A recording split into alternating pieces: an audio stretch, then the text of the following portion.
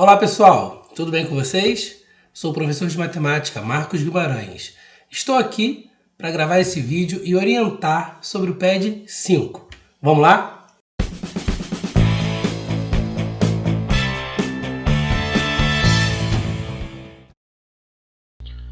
Então pessoal, esse PED, esse Plano de Estudo Dirigido 5, do 7º ano, tem como subtema Vivendo e Empreendendo. E aí, o número 1, na nossa seção 5, que é a seção de matemática, é esse. Uma das modalidades de entrega que vem crescendo durante a pandemia é a entrega utilizando bicicletas. Há um ano, passava quase despercebido em São Paulo, né?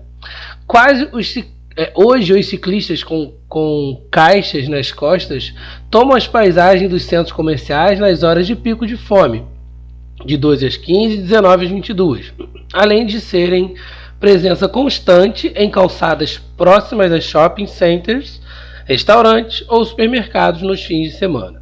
Em um dos poucos momentos de folga, entre uma entrega e outra, dois entregadores ciclistas se divertiam fazendo derrapadas no asfalto, né?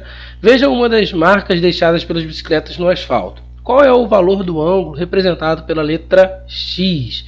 Então aí, gente, a gente vai entrar aí num conceito de ângulos opostos pelo vértice. Então suponha que eu tenha esse ângulo, né, essas duas retas concorrentes que elas se cruzam em determinado ponto, que no caso é aqui, certo? Eu posso falar que esse ângulo aqui, por exemplo, suponha que ele tem um valor aí de 140 graus, né? E aí eu falo para vocês que eu quero descobrir o valor desse ângulo aqui, vou chamar ele de ângulo Y. O que a gente diz? Que os ângulos Y e 140 são ângulos OPV. O que são os ângulos OPV? Opostos pelo vértice. E os ângulos opostos pelo vértice, eles são congruentes. Ué, Marcos, o que significa a palavra congruente, né? Congruente em geometria, né, tem o mesmo significado aí que igual, do mesmo tamanho, a mesma medida. Então nesse caso aqui eu posso falar assim, que o ângulo Y é igual a 140 graus. E aí com essa ideia vocês já conseguem fazer ali, né, no exemplo acima. Só que além daquilo ali eu vou deixar mais um desafio para vocês. E se eu chamar aqui de ângulo W? Aqui eu posso chamar também de ângulo W. Qual que é o valor do W? E aí? Será que vocês conseguiriam fazer? Vou deixar isso como desafio, beleza? Então o número 2 eu vou explicar para vocês, né? Eu vou fazer com vocês ele, porque na verdade ele é a explicação de tudo que a gente está vendo sobre ângulos, tá? Ele fala que é uma forma bem prática de trabalhar com ângulos formados por retas paralelas cortadas por uma transversal, é observar e entender essa imagem. Ela é bem intuitiva e ele pede 3 conclusões para vocês. Percebe aqui comigo, olha só. Esse daqui ele chamou de alfa, tá? E esse daqui também. Esse daqui também. E esse daqui também. Então eu sei que todos esses ângulos alfa, né, eles são congruentes, eles têm a mesma medida. Se você quiser que eu pinto aqui, por exemplo, ó, vermelhinho, tava amarelo, né? Todos esses ângulos alfa aqui têm a mesma medida. Beleza? Agora, os ângulos beta, pintar aqui de azul, por exemplo, eles também têm a mesma medida, porque tem a mesma letra, certo? E aí, uma terceira conclusão é você perceber o seguinte: esse ângulo aqui, ó, na verdade ele não é a mesma coisa que você pegar o alfa e somar com o valor do beta, né? Eu estou pegando os dois. E isso aqui vale quanto? 180 graus. Então sempre que eu pego um alfa e um beta, isso vale 180 graus. Ao mesmo tempo que eu estou explicando essa questão aqui, eu já vou explicar a próxima também, tá? Suponha que eu tenha uma figura assim, duas retas paralelas, né? Eu vou chamar aqui de reta R e reta S, eu vou falar que R é paralelo a S, tá? E aqui é a reta T. Combinado? Aí eu falo para vocês que esse ângulo aqui, né? Esse ângulo aqui, ele vai valer 120 graus. Aí eu quero que vocês descubram aqui, ó, o X, aqui é Y, aqui é Z, aqui é W, M, N e P. Nossa, Marco, mas é muito ângulo, com um só eu consigo descobrir todos?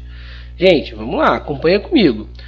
Eu já sei o seguinte, ó, que esse ângulo vai ser igual a esse ângulo, que vai ser igual a esse, que vai ser igual a esse. Tá certo? Então eu posso falar que M é igual a P, tá? O ângulo M é igual ao ângulo P, que é igual ao ângulo Y, que é igual a 120 graus. Então eu já resolvi 3 incógnitas, né?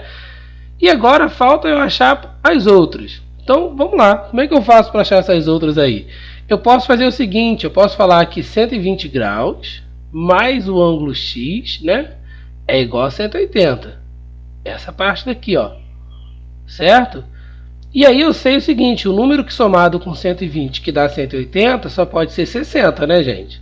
60 mais 120 dá 180 graus.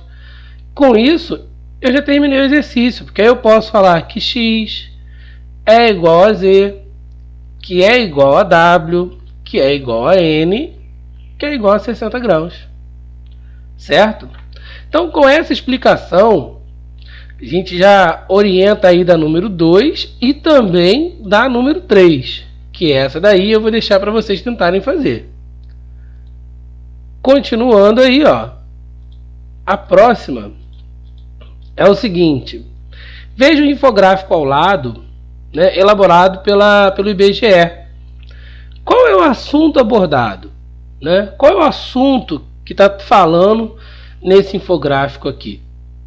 Qual foi o aumento em milhões de voluntários ao se comparar os anos de 2016 e 2017? Aqui ele já te deu a informação dos voluntários em 2016, aqui em 2017. Quanto que aumentou? Né? Só fazer a operação aí que vocês conseguem achar. Logo no início do infográfico, percebemos que foi usado bonequinhos para representar a quantidade total de voluntários no ano, né, de 2016 e 2017. Cada bonequinho representa quantas pessoas no total, gente?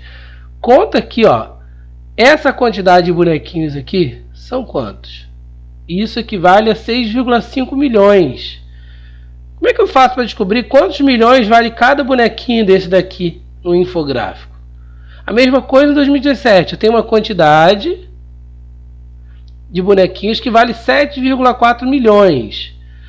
Quanto que vale? Quantos milhões que vale cada bonequinho desse aqui verde? Show? Qual o nível de instrução com maior percentual de voluntários em 2017?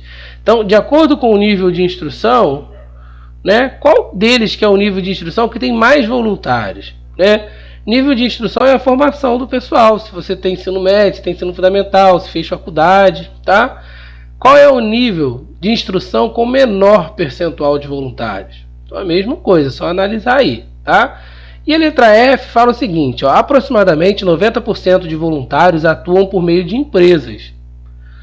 Esse percentual também pode ser escrito na forma de fração, 90 centésimos, que é o mesmo que 9 décimos, né? A gente eliminou aqui esses últimos zeros, na forma simplificada. Isso significa que, de 10 partes, 9 atuam com empresas.